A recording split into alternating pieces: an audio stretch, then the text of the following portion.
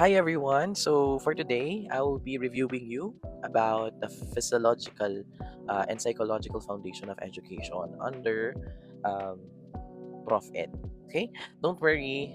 You can do this. Good luck on your licensure examination. I hope this one might help, and good luck. I think we should now start with the philosophy of education. So these are basically the belief systems that answer the question, why do we even teach, diba? So the first one is perennialism. So who proposed perennialism? It's Robert Hodgkin or Hutchin. Ayan. So think of this as the old gold philosophy. Perennialists believe that some ideas never go out of style, like classic literature, logic, and philosophy. So if your teacher makes you read something super old and you're wondering, why am I reading this? That's perennialism, saying because it builds your brain. Okay, so here in this philosophy, no, the teacher is like the boss, no? Like the strict but wise grandparent in the classroom.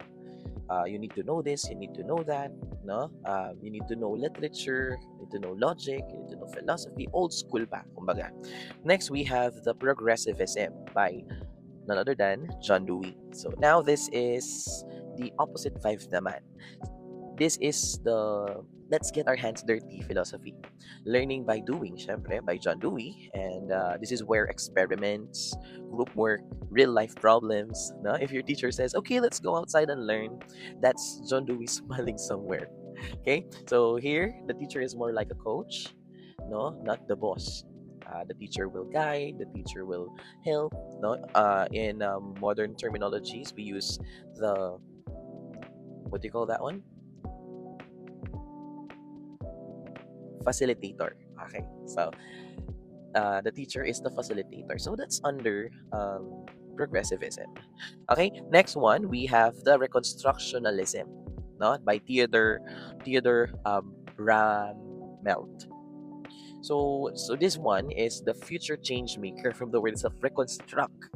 Okay, it says education should fix society. So if your lesson involves solving real world problems, issues like poverty or maybe climate change, or probably the solutions on fixing the war, or probably how to lower the price of the gasoline, right? So that is what you call reconstructionalism.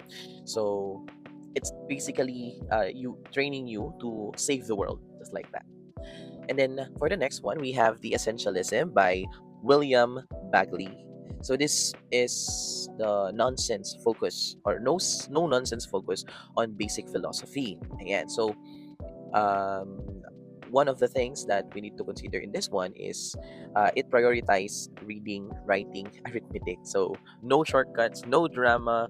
If your teacher is strict and says, no, you have to master the basic first, that is essentialism. Okay, next. Let's move on to the psychological foundation part, where we try to understand how students actually learn. The first one that I have here is behaviorism by B.F. Skinner and John Watson. So this theory says that I don't care what's in your mind. Show me your behavior. It's all about stimulus and response. Just like, for example, the teacher gave you, okay, oh, this is the candy. The student will, what? Study harder. Because if my teacher um, asks me to do something, she will give me candy. Intelligence theory or theories. The first one is the multiple intelligences by Howard Gardner. Okay, so this says that not all students are good at the same thing, and that's okay. No, some are good in music, they are good at singing, they are good at analyzing the sounds, just like that. Some other students are good when it comes to sports. They are very sporty. They probably know how to do basketball, or others know how to play basketball, but they excel more when it comes to playing volleyball, or it can be badminton, or sometimes it can also be in chess. Okay, so others are also good in math. Others are good in English, in science. Okay, so if the student is not good in exams, probably or maybe they're just a different kind of smart student. Okay, so again, in this case, not all students are good at the same thing, and that is okay. Next one is the triarchic theory by Robert Sternberg. Okay, so there are three types of intelligence.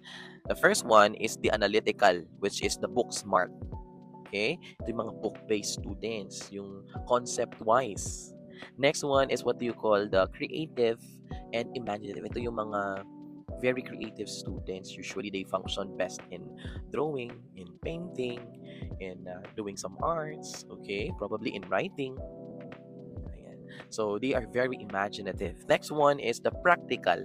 These are also what you call the smart. Ayan, street smart sila. So, ito yung mga maparaan na students, no? Okay, next one. Early psychology naman, structuralism. This is by Wilhelm Wundt. So this one focused on breaking down the mind into parts, like analyzing first the ingredients of a recipe. For example, if you're gonna cook something, o ano kaya yung mabibigay ng vegetable na to? What is it for? Is it good for the eyesight? Is it good for our gut? Just like that, you analyze the ingredients to make uh, a recipe. Next one is the functionalism by William James and others. No, so this instead of parts, it asks why. What is the function of this? Okay, what is it for? Okay, so how does thinking helps us survive? Next one is the Gesell psychology. So the whole is greater than the sum of its parts.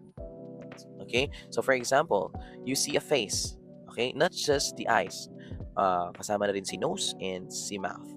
Okay, next one is the purposivism, which is proposed by William McDougall. Okay, so this says that behavior has a purpose. So students don't act randomly. It always has a reason, or there's always a reason. Just like for example, this kid is very blunt. No, it says a lot of random words. Some words are inappropriate. Probably this kid experienced something or has a different culture. That's why he uses those words. Okay, it can be the effect of having a broken family, or probably yung mga friends niya are uh, blunt